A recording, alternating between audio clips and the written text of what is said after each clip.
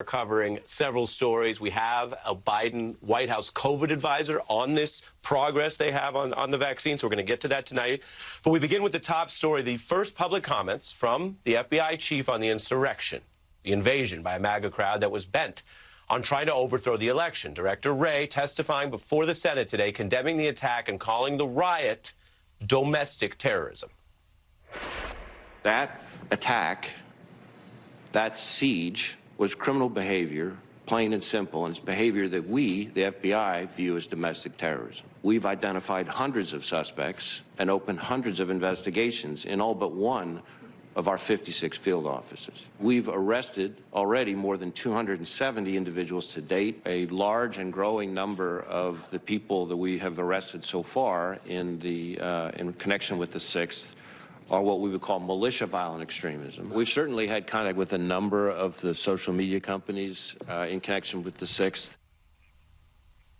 A top law enforcement official there saying the FBI formally views those MAGA rioters, those Trump supporters who breached the Capitol, who wanted to kill officials, the FBI views them as terrorists. Wray went on to say that parts of the riot were planned and coordinated and debunked a range of right-wing claims that were trying to minimize or deflect blame for the riot. We have several other important pieces of this. I want to bring in our experts immediately, though. MSNBC terror analyst, Malcolm Nance, Juanita Tolliver, a Democratic strategist, and Jason Johnson from Morgan State University, also hosts the podcast A Word with Jason Johnson. Malcolm, what is the import of the FBI director saying that to the Congress and the country?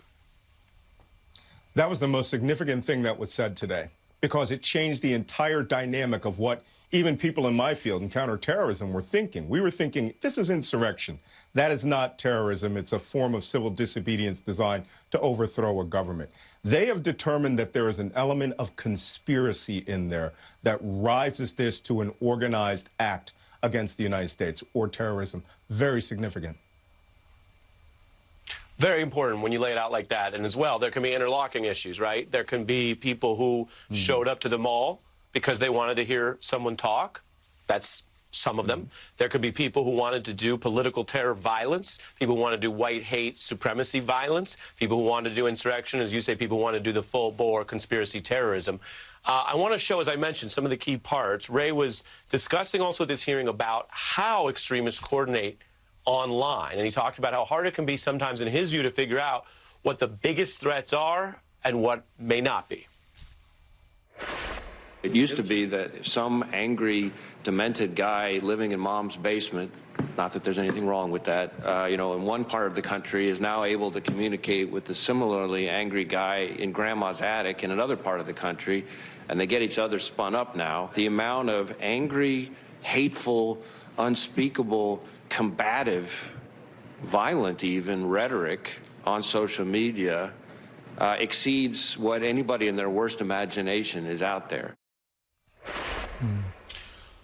Juanita, your thoughts on that? I mean, Malcolm is our intel expert, but this is the intersection of intel and the real world. Nothing new about hate in America, but obviously networked hate is a larger challenge, according to the FBI director, Juanita. That's exactly right. Nothing new about hate in America, but this social media approach that, let's be real, was perpetuated and a foundation laid by former President Trump, with every racist comment he made, every statement he made that was full of hatred targeting different segments of our population, laid the foundation for these white supremacists to act as they acted when they strolled into the Capitol that day with all of their privilege. I think the other thing here that Wray really pointed out was when they talk about the Norfolk threat assessment and whether or not that should have warranted additional flags raised up the ladder, he kept saying that it was unverified. Yet we know that members of Congress were getting warning texts and messages and talking across their offices about the threats and violence that they were anticipating on January 6th. So it felt a little bit of friction at that moment that I don't think any of the senators really pushed on as hard as I wish they would have. Because, yes, while social media might have been harder to verify, we know that their field offices flagged it and that it should have been brought to the attention of all of the local enforcement officers, the Capitol Police, as an active threat that they could protect against. I want to get Jason on something, but Malcolm, as our expert here, any thoughts on that? Yeah, you know, the information about the Norfolk field office and his discussion of what they knew and when they knew it still runs a little dry. And the question that was asked was, well, how come the Bureau headquarters didn't know about this? If your field office is warning this.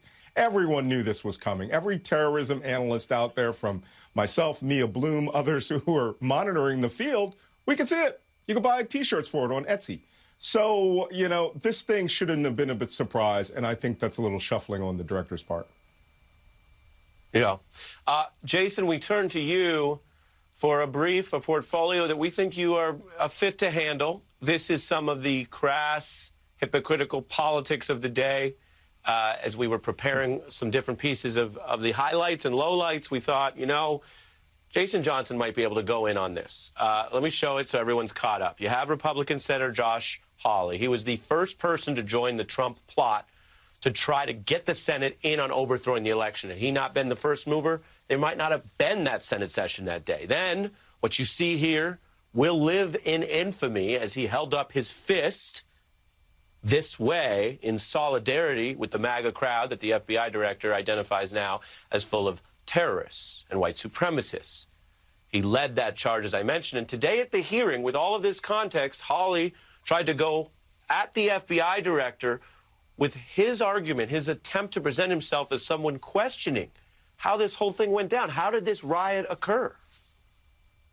He asked you about the geolocation and metadata aspects and gathering related to the gathering of metadata, that is, related to your investigation into the January 6th riot. You said you weren't familiar with the specifics. Can I just clarify your responses to him?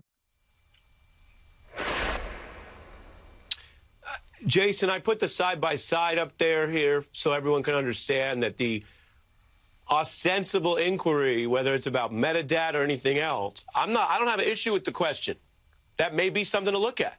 Maybe Malcolm can educate us. I have an issue with the questioner acting like there's a mystery with what he did out there that day. Your thoughts, Jason?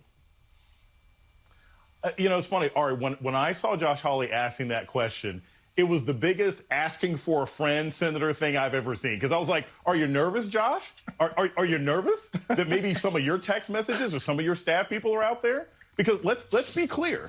I have been saying from the very beginning, it's funny, I interviewed Malcolm for my first podcast, A Word, and we had this conversation. I've been saying all along, I was like, couldn't the FBI just be tracking everybody's cell phone? So it's not just that Josh Hawley is trying to gaslight the entire country. There are senators and members of Congress right now who are probably nervous that they've already been discovered. And they're trying to put as much distance between them. I'm not saying he has. I'm saying that given what we saw with the coordination of the people coming in that building, it is highly unlikely that the FBI hasn't already started to target thieves who were in the temple that day. So that's what I saw with Josh Hawley. It was an interesting line of questioning for somebody who was smack dab in the middle of this from the very beginning. And now he's concerned that suddenly our information is out there like our credit card information got stolen. All right. Malcolm? Yeah, it's like the Gambinos interviewing the director of the FBI and saying, so exactly how do you do a wiretap? And what kind of trucks would you use? And where exactly would you locate them? And how loud do we have to be talking for you to get good copy, right? I thought that question was insane. And I thought he's worried about geofencing, which is the technical term for the electronic fence that determines where all of these signals are.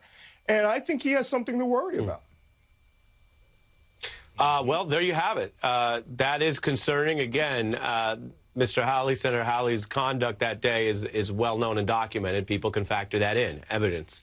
Malcolm, thank you for giving us context to all this. Juanita and Jason stay for another big story tonight. A lot is going on, but this is one that we've been staying on voting rights. The Supreme Court hearing arguments today. This is about two controversial voting restrictions out of Arizona. Democrats have been appealing them, among other groups, arguing they simply violate the Voting Rights Act, which defends civil rights. Now, there is a conservative majority on the Supreme Court, and the Washington Post is reporting justices did seem poised on Tuesday to uphold these restrictions. That's their interpretation of the questioning. That would mean striking down the lower court ruling that actually said these were racially discriminatory. Conservative justices had called them, however, sensible and, quote, commonplace. The hearing comes amidst these wider arguments that Republicans have responded to their losses in 2020 by trying to suppress more votes. And this is interesting. At the Supreme Court hearing today, again, brand new, a Republican lawyer acknowledged he was defending these new voting restrictions in order to hurt voters who back Democrats. What's the interest of the Arizona RNC here in keeping, say, the out-of-precinct ballot disqualification rules on the books? Because it puts us at a competitive disadvantage relative to Democrats. Politics is a zero-sum game. Jason, that's a Republican lawyer saying the thing that the opponents were trying to prove, that this is not about, for example, authenticating ballots, which is okay when done right. This was and is about stopping votes, either because they're for your opponent, Democrats, or stopping black and brown votes. Jason. And what this Supreme Court is going to do is they're going to say that is fine strategically, and they will assiduously put across as much effort as they can to say that stopping Democratic votes doesn't mean that you're necessarily trying to stop black votes.